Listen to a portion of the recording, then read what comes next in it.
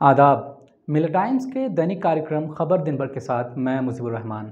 शुरुआत करते हैं हेडलाइंस के साथ। कॉमेडियन राजू श्रीवास्तव की बिगड़ी सेहत में सुधार, परिवार वालों ने की अपील, अफवाहों पर न दें ध्यान। दिल्ली के भजनपुरा इलाके में व्यापारी की नृशंस हत्या, चाकू से किए 25 वार। भारी बारिश से हिमाचल में त्राहिमाम, बीते 24 घंटों में अब तक 6 की मौत, 15 लोगों के लापता होने की खबर। भारत जिम्बाब्वे एक दिवसीय श्रृंखला का दूसरा मैच जारी, भारत लगातार अच्छी स्थिति में। बाढ़ग्रस्त उड़ीसा में भारी बारिश की चेतावनी, लोगों से खास एहतियात बरतने की अपील। राधाकृष्ण की अनुचित पेंटिंग को लेकर घिरा अमेजन, लोगों ने चलाए बायकॉट अमेजन के ट्रेंड। ब्रितानी विदेश मंत्रालय का बयान, नवंबर में होने वाले G20 समिट में हिस्सा लेने का रूस को नहीं कोई नैतिक अधिकार। अमेरिकी अखबार न्यूयॉर्क टाइम्स ने बीजेपी को दिया जवाब, कहा हमारी रिपोर्ट निष्पक्ष और ज़मीनी रिपोर्ट पर है आधारित। अब खबरें विस्तार से। बीते दिनों कसरत करते समय सीने में दर्द की शिकायत पर अस्पताल में भर्ती हुए मशहूर कॉमेडियन राजू श्रीवास्तव के बारे में अच्छी खबर आ रही है। विभिन्न न्यूज़ रिपोर्ट्स की माने तो उनके भाई दीपू श्रीवास्तव ने कहा है कि राजू की सेहत में लगातार तेज़ी से सुधार आया है। साथ ही उन्होंने फैंस से ये अपील की है कि वो राजू के बारे में उड़ रही अफवाहों पर ध्यान न दें। आपको बता दें कि राजू उस वक्त जिम में कसरत कर रहे थे जब उन्होंने सीने में दर्द की शिकायत की, जिसके बाद उन्हें आनन फानन में दिल्ली के एम्स अस्पताल में भर्ती कराया गया, जहां अब उनकी हालत बेहतर बताई जा रही है। वहीं भारत बनाम जिम्बाब्वे एक दिवसीय क्रिकेट श्रृंखला के दूसरे मैच में अब तक भारत का पलड़ा भारी दिखाई पड़ रहा है।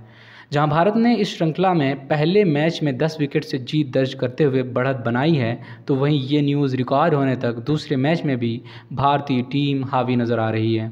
भारतीय गेंदबाजों ने बेहतरीन प्रदर्शन करते हुए जिम्बाब्वे को मात्र 161 रनों पर रोक दिया है।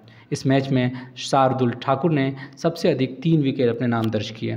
वहीं रूस यूक्रेन युद्ध को लेकर बयानों का सिलसिला अब तक जारी है। ब्रितानी विदेश मंत्रालय ने बयान जारी करते हुए कहा है कि अब तक रूस यूक्रेन पे हमला जारी रखे हुए हैं और जब तक ऐसा है तब तक उसे G20 समिट में हिस्सा लेने का कोई नैतिक अधिकार नहीं है। ज्ञात हो कि इस साल नवंबर में इंडोनेशिया के शहर बाली में G20 का बहुप्रतीक्षित समिट होने जा रहा है। माना जा रहा है कि इसमें G20 के सदस्य देश रूस और यूक्रेन को लेकर कई अहम फैसले ले सकते हैं। दैनिक समाचार पत्र अमर उजाला ने एक समाचार प्रकाशित की है जो न्यूयॉर्क टाइम्स के जवाब पर आधारित है।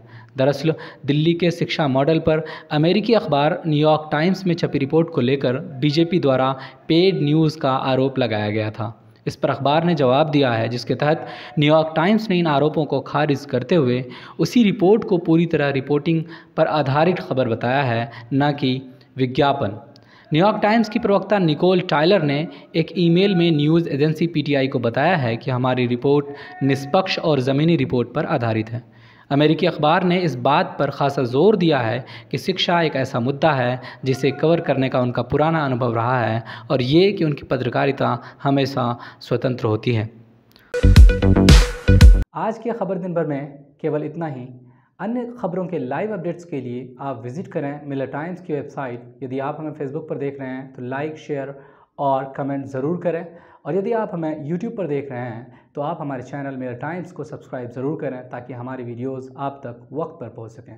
धन्यवाद। मिलर टाइम्स को आपकी ज़रूरत है, हमारी आप माली मदद करें।